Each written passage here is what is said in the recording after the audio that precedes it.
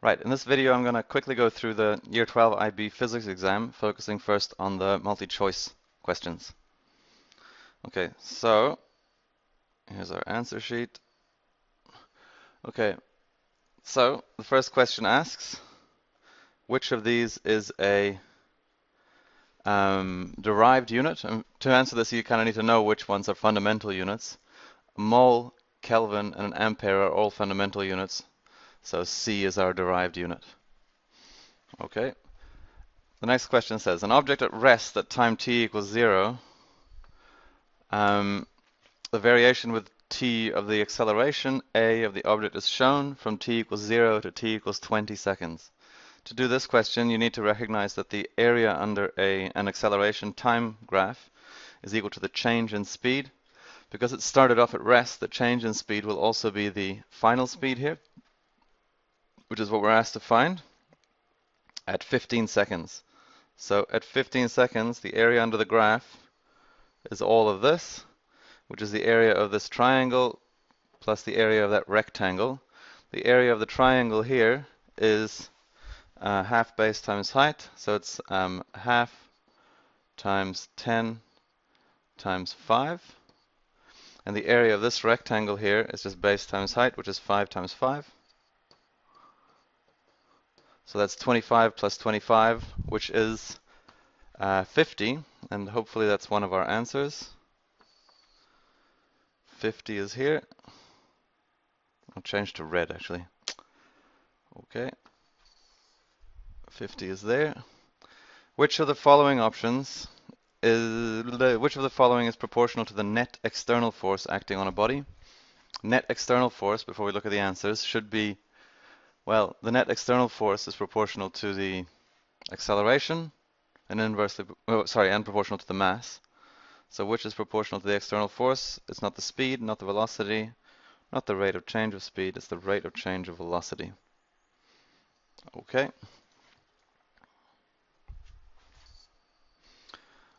A small positively charged sphere is suspended from a thread and placed close to a negatively charged rod. When the thread is at 45 degrees to the vertical, the system is in equilibrium, and the weight of the sphere is W. And the magnitude of the electrostatic force is F. What is W compared with F? Okay. So, in this one, what we need to do is just draw a quick vector diagram. So we have a weight force like this. We have an electrostatic force like this. And we know that that angle at the top is going to be 45 degrees. We know that this, and there's our tension force. We know that that's a right angle. This is 45 degrees. And so that's an isosceles right triangle. This is F. So you should be able to see that if those two angles are 45 degrees, then W and F must be the same. So C is the answer.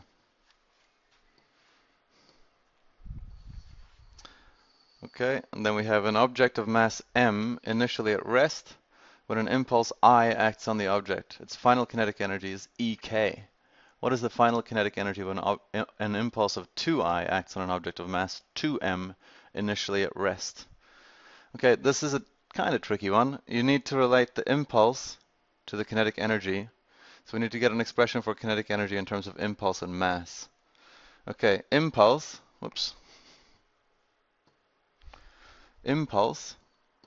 is equal to the mass times the change in velocity, because it's the change in momentum. Remember, that's what impulse means. Kinetic energy is equal to a half mv squared. So that's really actually equal to the impulse squared. We get m squared delta v squared. If we divide that by 2m, we're going to get the same thing. Right? So I'll just write that out like this. So I'll write m delta v squared over 2m, right? Which is equal to I squared over 2m. Okay, so that's what the kinetic energy is equal to. If we double the impulse, and we double the mass, well, we end up, so I'll say EK dash, so the EK after we've made those changes is going to be equal to 2I squared over 2 times 2m,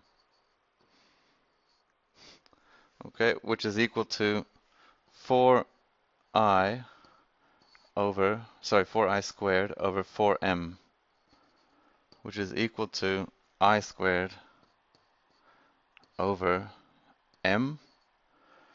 And you should be able to see that that's actually double the original one. So EK prime, that's our new one after we changed the impulse and the mass, is exactly equal to 2 EK, right? Because we've lost this factor of 2. And the reason for that is that we had to square the impulse and we didn't square the mass. So is that one of our options, 2 EK? Yes, it is. That's this one. Okay. And then a heat engine does 300 joules of work during one cycle. In this cycle, 900 joules of energy is wasted. What's the efficiency?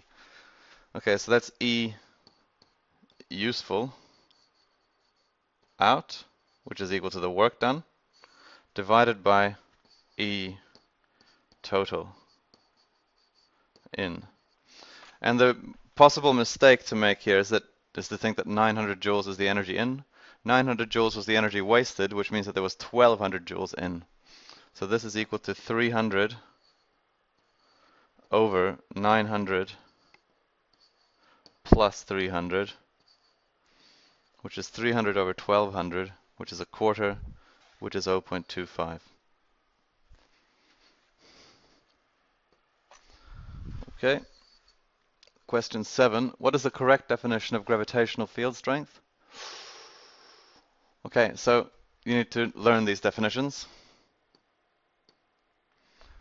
It is the force per unit mass acting on a small test mass.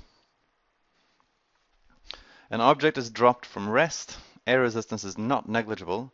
What is the acceleration of the object at the start of the motion? What is the acceleration of the object at the start of the motion? So at the start of the motion, it's going to have an acceleration of approximately 10 meters per second, and it's going to be getting faster. So the speed is going to be increasing, which means that the air resistance is going to be increasing, which means that the net force, which initially was the force due to gravity, is going to get smaller and smaller because there's going to be a larger and larger force opposing the motion. So the net force is getting smaller, therefore the acceleration will be decreasing. Okay. A student throws a stone with a velocity v at an angle theta to the vertical from the surface of a lake. Air resistance can be ignored. The acceleration due to gravity is g. What is the time taken for the stone to hit the surface of the lake? Okay, so we know that A is equal to the change in velocity over the change in time. Okay, the initial upwards velocity, so we want this one, we're given this one is v, and that's the angle theta. So Vy, the vertical velocity Vy, is going to be v cosine theta, because Vy is the adjacent side and v is the hypotenuse. Okay, so that's our initial speed. That's going to decrease to 0 as it gets to the top. As it falls back down, it's going to increase to the same size speed but in the opposite direction. That's Vy initial. Vy final, because it's going to end up heading downwards with the same speed, that's going to be negative v cos theta.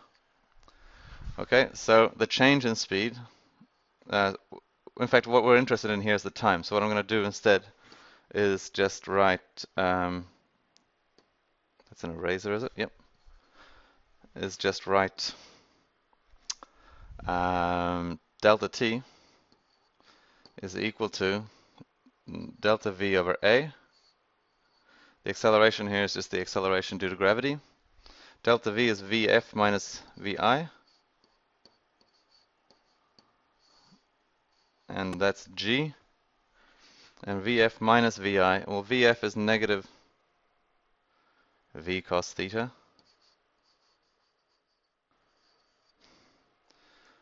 If downwards is considered to be negative.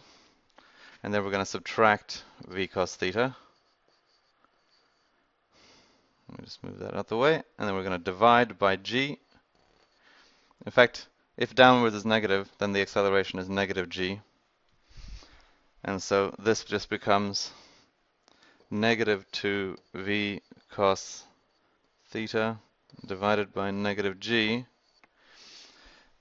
which is the same thing as plus both, right? We divide a negative number by a negative number, we get a positive number. So the answer is D. Okay. The Earth is a distance rs from the Sun. The Moon is a distance rm from the Earth. The ratio of gravitational field strength at Earth due to the Sun divided by that due to the Moon is proportional to blah, blah, blah, blah, blah. All right, let's have a look. So what we want is the equation for the field strength. So let's change to pen. G is equal to big G, big M over r squared. That's the equation for the field strength in general. Gs is equal to G M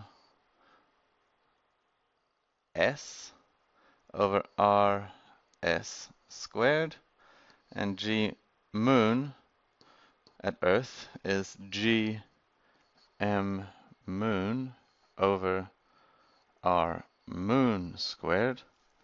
And so the ratio of the field due to the Sun divided by the ratio of the field due to the Moon, so GS over GM is equal to GMS over RS squared divided by GM moon over R moon squared.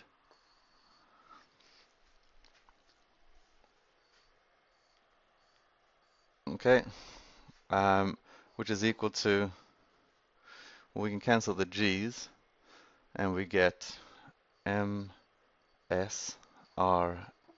squared over M moon R moon, sorry, R sun squared.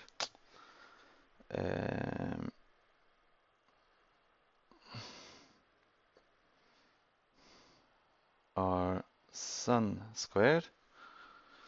Okay, so it's going to be proportional to, we can see here, Rm squared over Rs squared. Is that an option? Rm squared over R, this one, D. Okay, which of the following expresses the watt in terms of fundamental units? Okay, so let's have a look. Let's break down what the watt actually is. The watt is equal to joules per second, and a joule is equal to, we'll think of a unit for energy. We've got, for example, half mv squared. That's a kilogram times a meter squared per second squared. So kg m squared s to the negative 2, right? And we got that from, for example, E equals half mv squared, right? So if we take that divided by a second, so that's equal to kg squared meters squared seconds to the negative 2, and we divide that by seconds again, we get negative 3 here. So is that an option? Kilogram meters squared per second cubed. There we go. All right, let's keep going. The graph shows a set of experimental results to determine the density of oil. The results have systematic errors and random errors. Okay, so this result here looks like a pretty good fit, but with a big y-intercept. So they all look like they're a little bit below where they should be, every single measurement. When every single measurement is a little bit below where they should be, then it means we have a systematic error. So we have a large systematic error. So it's either this one or this one. We can also tell by the fact that the line is so perfectly linear that the random error is small. So C is the best option there.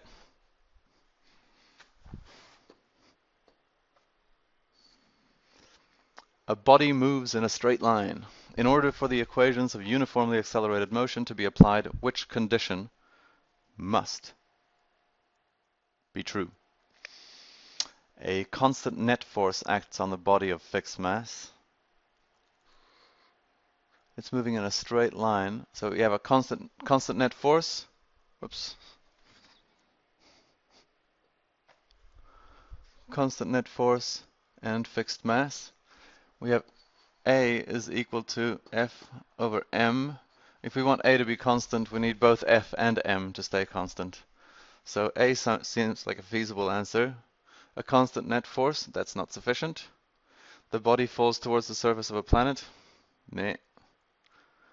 As it approaches a planet, the force is going to get bigger. The body's mass is presumably not going to be changing. A body has an initial velocity of 0. That's not necessarily it. So A is the right answer. Okay, 14. The graph shows the variation with time of the velocity of a truck of fixed mass. Okay, so let's first have a think. So what can we deduce from the graph is what I was asking. So let's have a think about what this motion is. So the velocity is increasing. So there's a downwards trend in the velocity. So the velocity is decreasing. So we have a negative acceleration, and the acceleration never quite gets to 0. The rate of change of velocity never quite zeroes out, and we end up with a negative velocity. So it's that part way through the motion, it's changed direction, this thing. So let's have a look at the possible answers. The truck is always accelerating. I think that seems feasible. The truck is always moving. Well, that's not true, because right here it's stationary, so that's not true. The truck is always moving in one direction. That's definitely not true, because we have a negative velocity here and a positive velocity up here. The displacement of the truck after time t is 0. Okay, D would be true if this area was equal to this area, which is clearly is not, so that's not true either. So A is the correct answer. Okay, a student of mass m is in an elevator which is accelerating downwards at an acceleration a. What is the reading on the force meter? Okay, so let's have a look here. So let's draw a little free body diagram. Oops, little free body diagram of this. We have the person, and the person is accelerating downwards. We have a weight force, and we have a support force, which F normal support force. Okay, and if we add those two up, we're gonna have a weight force and a support force, and that's gonna result in a downwards net force, F net, where the weight force is mg, and F net here is ma, and that means that the support force here has to be mg minus ma in order for that all to add up. And you kind of have to draw the vector diagram to get those ideas clear in your mind. So our correct answer is going to be mg minus ma, which is B. Okay.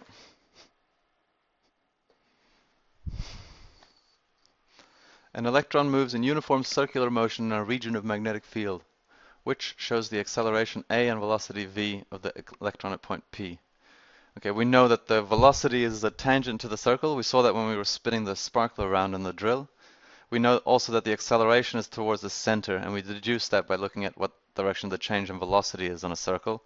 So it's not that, whoops. This one matches that. This one is wrong because the acceleration is in the wrong direction. This one is wrong because they've got the 2 swapped around. And this one is wrong because the velocity is clearly not in the right direction. Okay, so B is the best answer. A planet has half the mass and half the radius of the Earth. What's the gravitational field strength at the surface of the planet? The gravitational field strength at the surface of Earth is 10. Okay, so let's have a look. What happens if we have those two values? So G is equal to Gm over R is equal to 10 if we use all of the Earth's things. That's Ge. G planet is going to be equal to G, and we're told that it has half the mass. Sorry, that's R squared. G times m over 2 divided by R over 2 squared, which is equal to G times m times 0.5 over R squared divided by 2 squared, which is divided by 4 squared, so that's times 0.25. Half divided by a quarter is 2. So that's 2G m over R squared, which is 2 times G Earth, which is 20 newtons per kilogram, which is D. Okay. 18 says, a velocity of 5 meters per second can be resolved along perpendicular directions x, y, and x, z. Okay, so what we need to do is draw these two vectors in.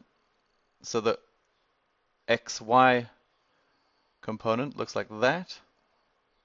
The x, z component looks like that. Okay, the component of the velocity in the x, y direction is a magnitude of 4.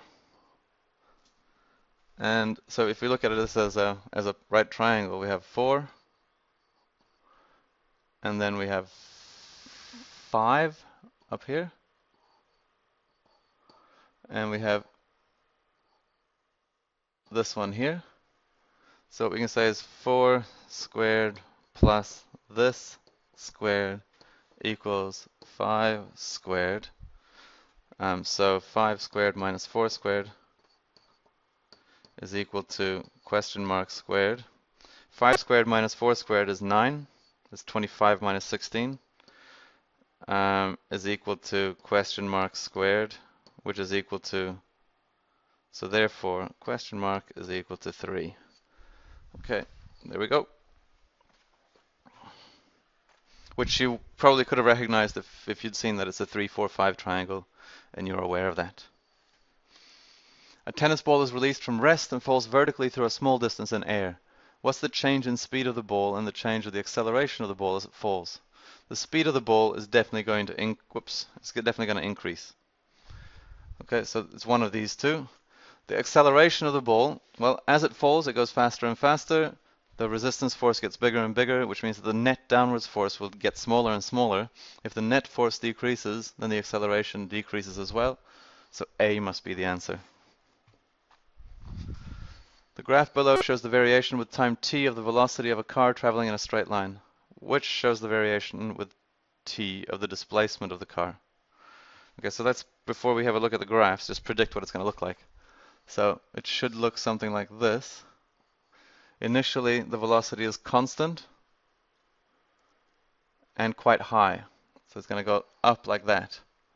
And then the velocity is going to decrease at a steady rate to 0, which means that the displacement time graph should curve around until it's flat. Okay, is there one of the graphs that looks like that? Yes, there is. That's C. Okay, 21. Which statement applies to an object in translational equilibrium? Well, it's not that it must be stationary. It must be moving with constant acceleration. That would only be true if there's a net force, and translational equilibrium means there's no net force. The resultant force acting on the object must be 0. That seems feasible. There must be no external forces acting on the object. That's not true, because there may be multiple that just balance each other out. So C is the correct answer to 21. A constant horizontal force, F, is applied to block Y. Block Y is in contact with a separate block X. Okay, the blocks remain in contact as they accelerate along a horizontal frictionless surface. Y has a greater mass than X. Air resistance is negligible. Which statement is correct? A. The force F is equal to the product of the mass of Y and the acceleration of Y. That's not true. That can't be true. Because the amount of mass that's being accelerated is not just Y. It must be the mass of Y plus the mass of X for that to be true. Because this force F is accelerating both Y and X. The force that Y exerts on X is less than F. Okay, so this force that Y exerts on X here only accelerates X. So that force must be smaller than F. So that seems like a feasible statement, right? Because F of Y on X has got to be equal to mx times A, whereas F has got to be equal to mx plus my times A. So F should be bigger than F of Y on X. So B seems okay, but we should check the other ones. The force that Y exerts on X is less than the force that X exerts on Y. Nope, Newton's third law says that's not true. The force that Y exerts on X is equal to F, and that's also not true for the same reason that B is true. Because if Y were to exert the same force on X that is exerted on Y, then X would have a higher acceleration because it would have the same force but a smaller mass. So B must be the answer. 23. Two identical spheres, each of mass m and speed v, travel towards each other on a frictionless surface in a vacuum. The kind of thing that happens in physics all the time. The spheres undergo a head-on elastic collision. Which statement? So elastic. Elastic is the key word here. Elastic. Which statement correctly describes the spheres after the collision? So elastic means that before and after the collision, the momentum must be the same. So we can see that the momentum here is 0. So let's just write down a few things here. So Pi equals 0. Therefore, then that must be equal to Pf. So the momentum must remain 0 throughout. Ek, however, which is not a vector, is equal to 2 times half mv squared, which is equal to mv squared. And because it's elastic, the initial kinetic energy has got to be equal to the final kinetic energy. Okay, so the total momentum of the spheres is 2mv. That's not true, because it's a vector, and they cancel out. Each sphere has 0 momentum. That's also not true, because individually each sphere does have momentum. The total kinetic energy of the spheres is mv squared. That is something that we've deduced to probably be true. Each sphere has 0 kinetic energy. That's not true. Okay, so C must be the answer.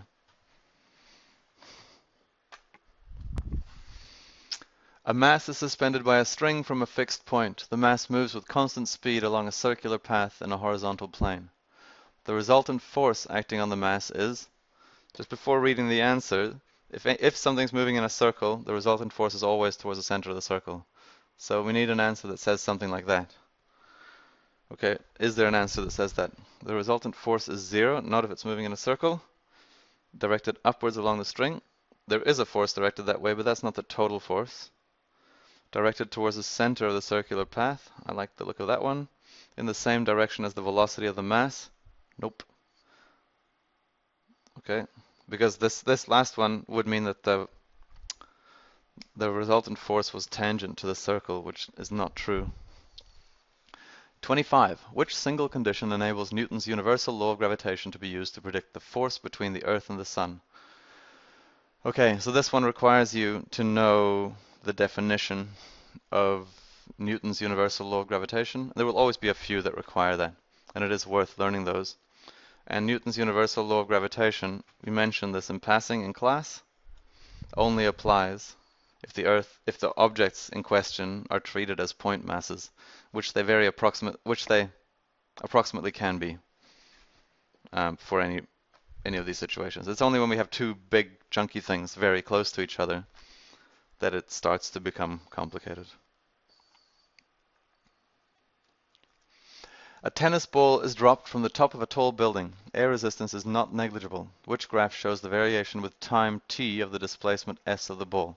Well, before we look at the possible answers, let's just have a look and see what would happen.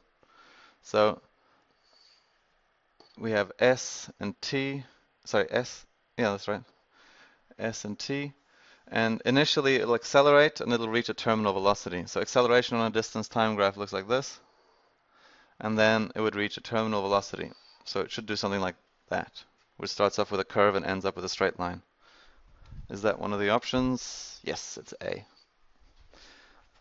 Okay. Moving right along. 27. A ball is thrown from point X and follows path XYZ. Air resistance is negligible. Okay. Which quality is 0 when the ball is at the highest point of the path? The horizontal component of the ball's acceleration. That seems okay. It seems like a bit of a trick question if that's the answer, because the horizontal component of the ball's acceleration is always 0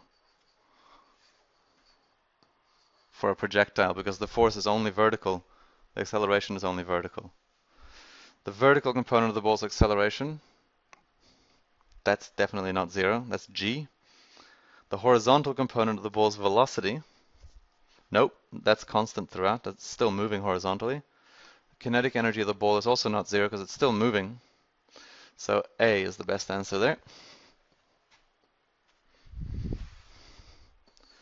28. A girl is standing on a moving skateboard. She pushes backwards on the ground at intervals as shown on the graph. How much kinetic energy is gained by the girl during the period represented in the graph? Okay, so the kinetic energy gained by her is equal to the work done. And the work is equal to area, is equal to EK gained. It's equal to the area because force times distance is work. So we need the area of this triangle and the area of this triangle and the area of this triangle. And so work is equal to 3 times half base times height. So half times 80 times 5, which is equal to 3 times, well, 80 times 5 is 400, divided by 2 is 200. 3 times 200 is 600 joules. Let's see if that's one of the options. Yes, it is. So C must be the answer here. Okay, in an inelastic collision, inelastic means momentum is conserved but not kinetic energy. So both conserved, no, so it's not A. Momentum is conserved but kinetic energy is not. That seems feasible. Kinetic energy is conserved but momentum is not. Nope. Neither momentum, no, that's not right. So B is the answer to 29. Okay, one question left. An object falls freely from rest through a vertical distance of 44 meters in a time of 3 seconds. What value should be quoted for the acceleration of free fall? Okay, this is a significant figures question, because the answers are all basically the same. They're just expressed to different numbers of significant figures. So we need to use the same number of significant figures as the number in the question, the data used with the fewest. So that's this one, should be 2 significant figures, so the answer should be D. Okay, so that's the multiple choice section.